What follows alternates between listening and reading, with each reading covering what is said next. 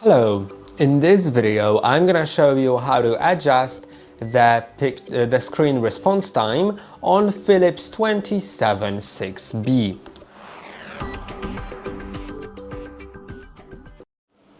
To do it, click on the OK button to go to menu. Now click on down arrow to go to picture, click on OK, then go down to Smart Response.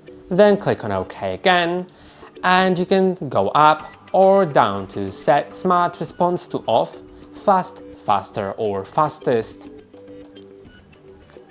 I'll leave it on fastest. Remember to approve the change with the OK button. I hope that this video was helpful. Don't forget to like and subscribe. See you in the next one.